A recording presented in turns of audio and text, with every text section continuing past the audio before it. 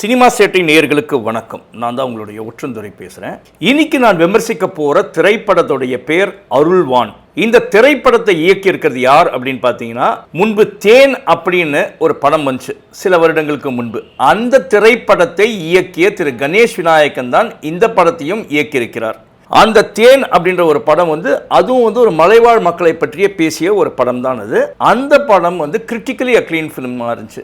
அதே மாதிரி தான் இந்த திரைப்படமும் கண்டிப்பாக ஒரு கிரிட்டிக்கலி அக்ளைம்டு ஃபிலிமாக தான் இருக்கும் அப்படின்றதுல எந்த ஒரு சந்தேகமும் கிடையாது. இந்த படத்தில் முக்கியமான கதாபாத்திரம் ஏற்று நடிச்சிருக்கவங்க யார் யார் அப்படின்னு பார்த்தீங்கன்னா நம்மளுடைய அருள்நிதி நடிச்சிருக்காரு. அதுக்கப்புறமா ஆரவுக்கு பேரா ரம்யா பாண்டியன் நடிச்சிருக்காங்க. அவங்களுக்கு மகளா, அதாவது ஆரவுக்கும் ரம்யா பாண்டியனுக்கும் மகளாக பேபி கிருத்திகா, அவங்க குறிஞ்சி அப்படின்ற ஒரு கதாபாத்திரத்தில் நடிச்சிருக்காங்க. அப்புறம் ஜான் விஜய் நடிச்சிருக்கார். காளி வெங்கட், விடிவி கணேஷ் நடிச்சிருக்காங்க.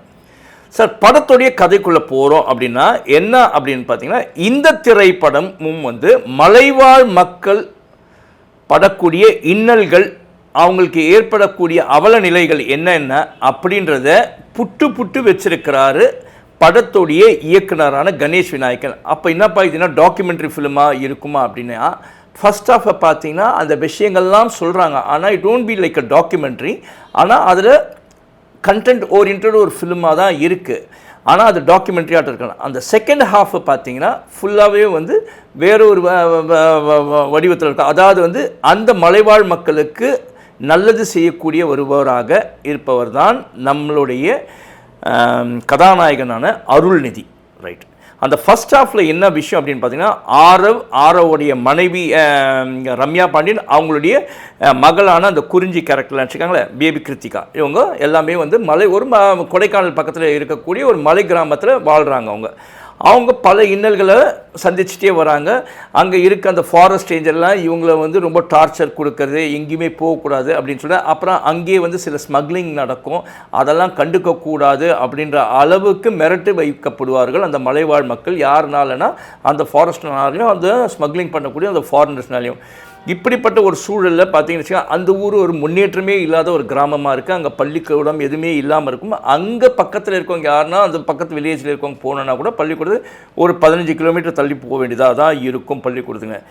சரி, அப்படிக்கா போகும்போது சில பள்ளிக்கூடம் போகிற பசங்களை பார்க்க இந்த குறிஞ்சிக்கும் தான் படிக்கணும் அப்படின்னு ஆசைப்பட்டு, அதுக்கப்புறமா படிக்கணும் அப்படின்னு நினைக்கும்போது அதுக்கான ஒரு முயற்சி எடுக்கிறாங்க. முயற்சி எடுக்கும்போது ஒரு கட்டத்தில் அந்த குறிஞ்சி காணாமல் போயிடுறாங்க. காணாமல் போகிற நேரத்தில் இங்கே ஒரு சம்பவம் நடக்குது. இங்கே குறிஞ்சியோட கிராமத்தில். அது என்ன சம்பவம் நான் சொல்ல மாட்டேன், அதை நீங்கள் படத்தை பாருங்கள். இப்படிப்பட்ட ஒரு சூழலில் குறிஞ்சி எங்கேயோ கிராமத்தில் ஒரு கிராமத்தை அந்த மலை கிராமத்துலேருந்து இறங்கி கீழே போயிடுறாங்க. போயிட்டு அவங்க காணாமல் போகிறாங்க. அவங்க படக்கூடிய கஷ்டங்கள், அவங்க பேசக்கூடிய பாஷை, அந்த மலைவாழ் பாஷை இருக்குல்லைங்க, அந்த பாஷை அந்த மொழி அந்த ஊரில் புரியாமல் இருக்கும். அப்படிப்பட்ட சூழலில் அந்த பெண்ணை சந்திக்கிறார் காளி வெங்கட். காளி வெங்கட்டுக்கு அந்த மொழி தெரியும். எப்படி மொழி தெரியும் அப்படின்றத நான் இங்கே சொன்னேன்னா கதையை எக்ஸ்போஸ் பண்ணுற மாதிரி ஆகிடும். அப்போது நீங்கள் அதை பாருங்கள், அது என்னான்ட்டு. இந்த ஒரு சூழலில் அந்த பெண்ணுடைய கஷ்டம்லாம் தெரிய வருது. அந்த பெண்ணு யாரை சந்திக்க வரா? கலெக்டரை பார்க்குறதுக்கு தான் வரா. அப்போ அந்த கலெக்டராக இருக்கக்கூடியவர் தான் நம்மளுடைய அருள்நிதி. அந்த கலெக்டர்கிட்ட தன்னுடைய கிராமத்து குறையெல்லாம் சொல்ல போகிறார். கலெக்டர் புரியாமல் போது அப்போ தான் அந்த காளி வெங்கட் அந்த மொழியை புரிஞ்சு அருள்நிதி அவர்களுக்கு சொல்கிறார். கலெக்டருக்கு சொன்னதுக்கப்புறமா அந்த கலெக்டர் அதுக்கான முயற்சிகளை எடுக்கிறாரு.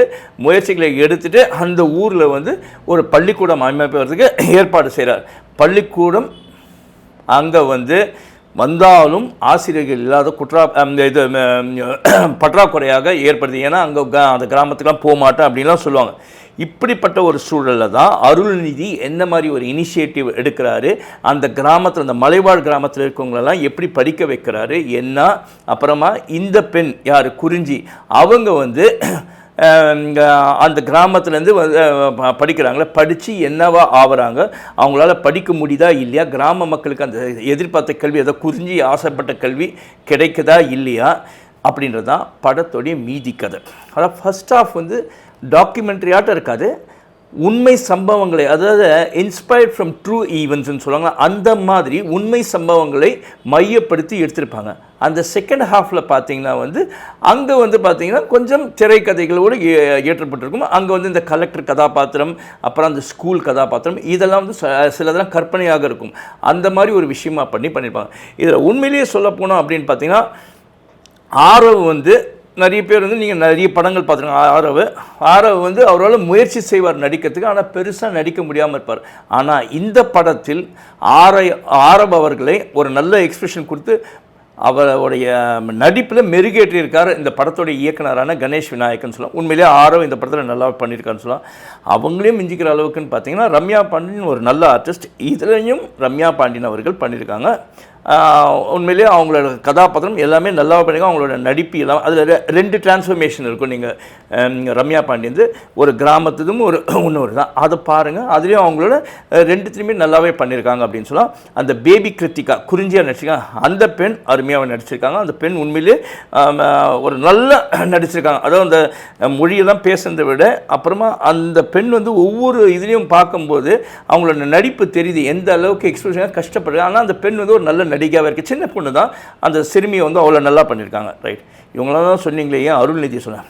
அருள்நிதியே வந்து இதில் என்ட்ரி எப்படி தெரியுமாங்க, இது அதான் ஒரு கிளாஸ் ஃபிலிம் இருக்கும். இந்த மலையாள படங்கள்லாம் பார்த்தீங்கன்னா ஜனகன மனெல்லாம் பார்த்தீங்கன்னா பிருத்திவிராஜ் வந்து என்ட்ரி ஆரம்பத்திலே நம்ம நார்மல் சினிமாவாட்டம் வந்து ஃபஸ்ட்லேயே வந்து ஹீரோவை காமிப்பாங்களே, அந்த மாதிரி இல்லாமல் ஜனகன மன படத்தில் எங்கே இன்டர்வலுக்கு முன்னால் ஒரு அந்த மாதிரி இன்டர்வலுக்கு முன்னால் தான் ஒரு 10 நிமிஷத்துக்கு முன்னால் 1/4 மணி நேரத்துக்கு முன்னால் தான் அருள்நிதியோட அந்த ஹீரோவோட என்ட்ரியே இருக்கும். அதுக்கப்புறமா செகண்ட் ஹாஃப்லலாம் அவருடைய பார்ட் அப்படியே கண்டினியூ ஆகினே போயின்னு இருக்கும். உண்மையிலேயே அருள்நிதி இதில் வந்து வித்தியாசமான ஒரு கதாபாத்திரத்தில் பண்ணியிருக்காரு. ஒரு கலெக்டர் கதாபாத்திரமும் பண்ணியிருக்காரு, ஒரு வயதானவர் தோற்றத்துலையும் இருக்கிறார். அதில் உண்மையிலேயே அவருடைய எக்ஸ்பிரஷன், அதில் எனக்கு ரொம்ப பிடிச்ச ஒரு சீன் என்ன அப்படின்னு பார்த்தீங்கன்னா, லாஸ்ட்டாக கிளைமேக்ஸ் கிட்ட வரும்போது இவர் அந்த வயதான கெட்டப்பில் அப்படி கால் மேலே கால் போட்டு உட்காந்துருப்பார் பாருங்க. அதை பார்க்கும்போதே உங்களுக்கே தெரியும், ஒரு கலெக்டராகி இருந்தவர் இப்படியான அப்புறமா வயதானதுக்கப்புறம் கூட அந்த ஒரு கெத்தோடு இருக்கிறாரு அப்படின்றது அதில் ப்ரெசன்டேஷன் எல்லாமே உண்மையிலே நினச்சி எனக்கு ரொம்ப அந்த கேரக்டர் அந்த சீன் ரொம்பவே பிடிச்சிச்சின்னு சொல்லலாம். அதனால தான் அதை நான் ஸ்பெசிஃபை பண்ணி சொல்கிறேன். அருள்நிதி யதார்த்தமாக பண்ணியிருக்கார். அதுக்கப்புறமா வந்து இதில் அரசியல் பேசப்பட்டு கண்டிப்பாக அரசியல் பேசப்பட்ட ஒரு படம் தான் இந்த அருள்வான். இதில் வந்து எங்கே அரசியல் தேவையோ அங்கங்கே அரசியல் பேசப்பட்டிருக்கு. அதை பேச வச்சிருக்கார் இயக்குனரான கணேஷ் விநாயகன். இதில் வந்து அரசியல் பேசுறது யாருன்னு ஆர்வம் கொஞ்சம் பேசுகிறார் அப்படின்னு பார்த்தீங்கன்னா, இங்கே நம்மளுடைய அருள்நிதி இருக்கார்ல, அவர் வந்து நல்லாவே டீட்டெயில்டாகவே பேசியிருக்கார் அரசியல்னால். ஆனால் அரசியல் அவராக பேசணும்ல, அதை வந்து இவர் இயக்குனர் பேச வச்சிருக்கார். இந்த படத்துக்கு தேவையான அரசியல் என்னதான் அருள்நிதி அவர்கள் வந்து ஒரு அரசியல் குடும்பத்திலிருந்து வந்திருந்தாலும் இதுவரை அவர் அரசியலில் அந்த மாதிரி பேசுகிறார். இதுலேயும் அவர் பேசணுமில்ல, தேவையில்லாமல் அளவுக்கு மீறி ஒரு கட்சியை தூக்கி வைக்கிறோமோ இல்லையோ அப்படிலாம் இல்லாமல் தேவையான அரசியலை வந்து ஒரு சராசரி மனிதன் என்ன பேசுவார், ஒரு சராசரி கலெக்டர் என்ன பேசுவாரோ அந்த அரசியல் அவர் அழகாக பேசியிருக்காரு அப்படின்னு சொல்லலாம். ஒட்டுமொத்தமாக எல்லாருமே நல்லா பார்க்கக்கூடிய ஒரு படமாக தான் இந்த படம் இருக்குது. சரி, இதெல்லாம் சொன்னீங்களே, டெக்னிக்கல் ஆஸ்பெக்ட்ஸ் எல்லாம் சொல்லலையே அப்படின்னீங்கன்னா, கணேஷ் விநாயகன் இந்த படத்துக்கு வந்து அழகான ஒரு திரைக்கதையை எழுதி நல்லாவே இயக்கியிருக்கார். அவருக்கு உண்மையிலே ஒரு பாராட்டுக்கள் சொல்லலாம். இந்த படத்தில் முக்கியமாக ஒரு பேக் போனாக இருக்கக்கூடியது, இந்த மாதிரி காட்டு சைட்லலாம் இருக்கிறதுக்குன்னா கண்டிப்பாக ஒரு கேமராமேன் தான் கண்டிப்பாக தேவை. அவர் ஒரு பேக் போனாக இருப்பார். நம்ம சொல்லவே தேவை. எம் சுகுமார் கும்கி பண்ணியிருப்பார், நிறைய படங்களில் பண்ணுவார் அவர் தான். அந்த எம் சுகுமார் தான் இந்த திரைப்படத்துடைய கேமராமேன். அவருடைய ஒளி ஓவியம் இதில் வந்து அவ்வளோ அழகாக காமிச்சிருக்காரு. அந்த க்ரீனரிலாம் அவ்வளோ அழகாக, அந்த வாட்டர் ஃபால்ஸ்லாம் பார்க்கும்போது அவ்வளோ நல்லாவே பண்ணியிருக்காரு அப்படின்னு சொல்லலாம். படத்துக்கு ஒன்று பேக் போனாக இருக்கக்கூடியது, இந்த மாதிரி ஒரு ஃபாரஸ்ட் சைட்லலாம் இருக்குன்னா அங்கேக்கெல்லாம் இசை கண்டிப்பாக தேவை. ஏன்னா சவுண்ட் அண்ட் இசை ரெண்டுமே வந்து சவுண்ட் அண்ட் மியூசிக் ரெண்டுமே தேவைப்படும். அந்த ஒளி சத்தம் இருக்குங்க, அதெல்லாம் அழகாக அந்த சவுண்ட் இன்ஜினியரும் சரி, இசையமைப்பாளரான திரு ஜிவி பிரகாஷும் சரி, 2 பேரும் மெனக்கடலோடு வேலை செஞ்சுருக்காங்க. அந்த படத்துக்கு பேக் போனாக இருக்கக்கூடியது அந்த இசையும் சவுண்ட் இன்ஜினியரும், ஜிவி பிரகாஷோட இசையும் சவுண்ட் இன்ஜினியரோட பணியும் அப்படின்னு சொல்லலாம். அதே மாதிரி வந்து இந்த படத்துக்கு இந்த ஆர்ட் டைரக்டர் வந்து லால்குடி இளையராஜா, ஒரு நேஷனல் அவார்டு வின்னர், அவருடைய பணியும் அங்கே சிறக்க இருந்திருக்கு. அந்த மலையில் இன்னாடா அவரில் மலையில கிராமத்தில் போய் இன்னும் வந்து ஒரு ஆர்ட் டைரக்டர் வேலை இருக்குன்னா அவருடைய வேலையை அங்கே போய் பாருங்கள், அவ்வளோ தத்ரூபமாக பண்ணியிருக்கார் அப்படின்னு சொல்லலாம். இவ்வளோலாம் சொன்னதுக்கப்புறமா படம் வந்து என்னதான் கதை நல்லா இருந்தால் திரைக்கதையை எழுதியிருந்தாலும் அந்த திரைக்கதையும் நல்லா இருந்துச்சுன்னா அதுக்கு கூட சப்போர்ட்டிவாக இருக்க வேண்டியது என்னன்னு பார்த்தீங்கன்னா எடிட்டரோட பணி, அதாவது படத்தொகுப்பு. இந்த படத்துக்கு வந்து லாரன்ஸ் கிஷோர் தான் எடிட்டிங் பண்ண கச்சிதமாக பண்ணியிருக்கார் லாரன்ஸ் கிஷோர். அதாவது ஆடியன்ஸுக்கு வந்து போர் அடிக்காமல், அதாவது ஃபர்ஸ்ட் ஹாஃபில் வந்து கொஞ்சம் ஸ்லோவாக போவோம், அந்த ஸ்லோவே போரிங் இல்லாமல் உங்களுக்கு வந்து அவ்வளோ அழகாக எடுத்துகிட்டு போயிருப்பார் ஃபர்ஸ்ட் ஹாஃபில். செகண்ட் ஹாஃபில் கொஞ்சம் விறுவிறுப்பாக எடுத்துகிட்டு போவார். அதோட ஒர்க்குக்கு உண்மையிலே காரணம் யார் அப்படின்னு பார்த்தீங்கன்னா லாரன்ஸ் கிஷோர் தான்.